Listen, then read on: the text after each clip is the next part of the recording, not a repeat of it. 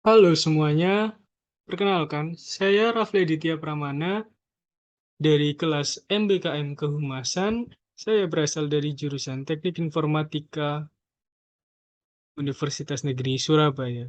Di sini, saya akan menjelaskan tentang bagaimana humas dalam mengelola media perusahaan. Yang pertama, media perusahaan. Suatu perusahaan tentunya memiliki sebuah media perusahaan, baik itu media sosial seperti Instagram, LinkedIn, Facebook, bahkan hingga website sekalipun. Hal ini merupakan sebuah cara untuk menjalin hubungan dari sebuah perusahaan kepada publik, baik dalam internal maupun eksternal perusahaan itu sendiri. Lalu, apa peran sebuah media perusahaan itu? Media perusahaan berperan sebagai wadah perusahaan. Yang dimaksud dalam wadah perusahaan sendiri adalah sebuah media perusahaan merupakan wajah dari sebuah perusahaan itu sendiri. Masyarakat pastinya akan mencari tahu bahwa sebuah informasi terkait perusahaan melalui media yang ada. Tentunya, media perusahaan berperan dalam menampilkan citra baik dari perusahaan itu agar dapat menarik engagement masyarakat untuk menjalin kerjasama ataupun bisnis dengan perusahaan. Lalu, untuk meningkatkan hubungan antara perusahaan dengan konsumen, sosial media dapat merubah gaya komunikasi antara perusahaan dengan konsumen menjadi lebih interaktif dan partisipatif. Hal ini menyebabkan interaksi antara perusahaan dengan konsumennya menjadi lebih intens, lebih personal, dan setara atau horizontal. Lalu, sebagai wadah untuk meningkatkan brand awareness dan user engagement. Melanjutkan poin pertama, media sosial menjadi wadah bagi sebuah perusahaan untuk mengumpulkan pelanggannya. Dengan adanya wadah ini, akan mempermudah sebuah perusahaan untuk melakukan promosi atau sekedar berinteraksi dengan konsumennya.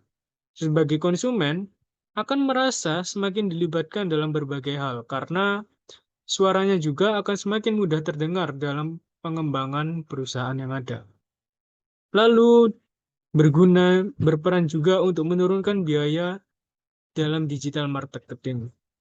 Sosial media meningkatkan efisiensi dari sebuah perusahaan, antara lain mengurangi beban biaya komunikasi, serta dapat mengurangi biaya riset karena sosial media memudahkan untuk melakukan survei langsung kepada konsumen dan mendapatkan masukan langsung dari konsumen.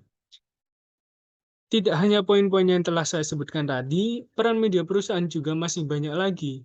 Dan sekarang kita akan memasuki bagaimana cara seorang public relation menjalankan sebuah media perusahaan.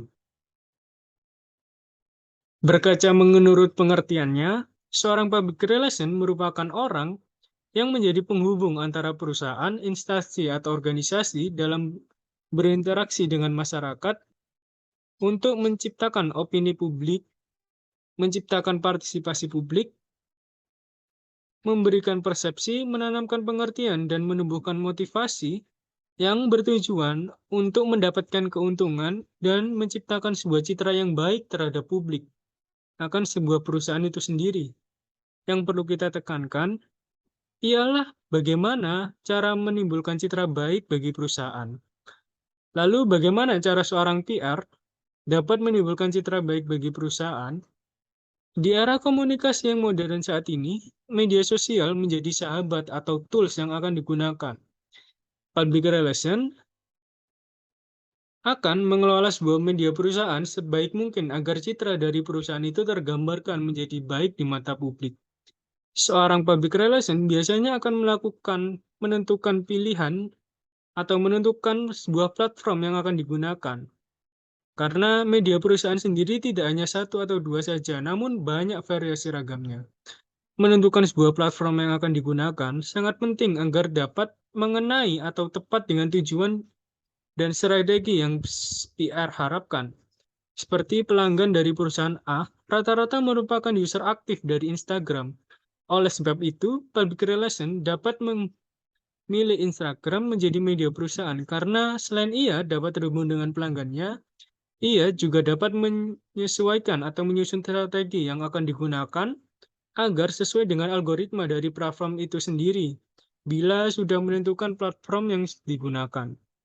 Lalu juga menyiapkan dan mengatur siaran pers.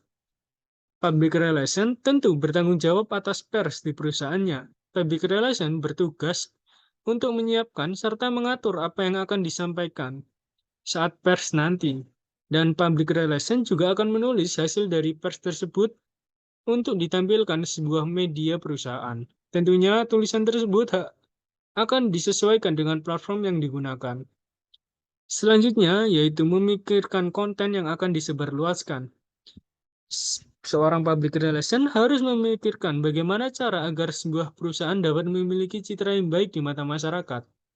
Dalam media perusahaan, konten sangat berperan penting dalam proses pembangunan citra pada masyarakat, karena sebuah konten merupakan hal yang akan dilihat dan dinilai oleh masyarakat.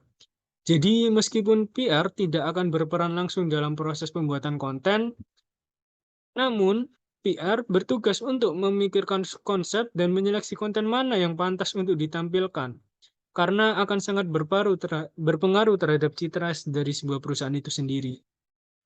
Yang selanjutnya, PR akan menjaga dan mensupport media perusahaan.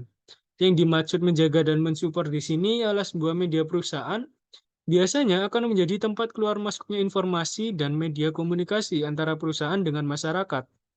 Public relation bertugas untuk menjaga sebuah media perusahaan dari masyarakat ataupun hal-hal yang dapat merusak sebuah citra perusahaan.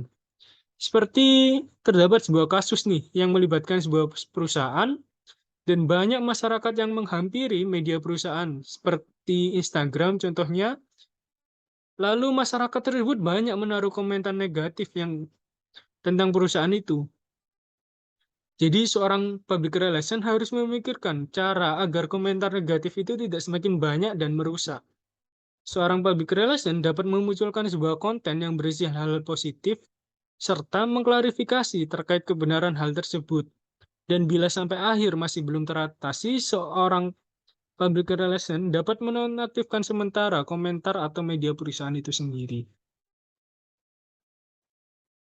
Ciri-ciri media perusahaan yang baik dan benar.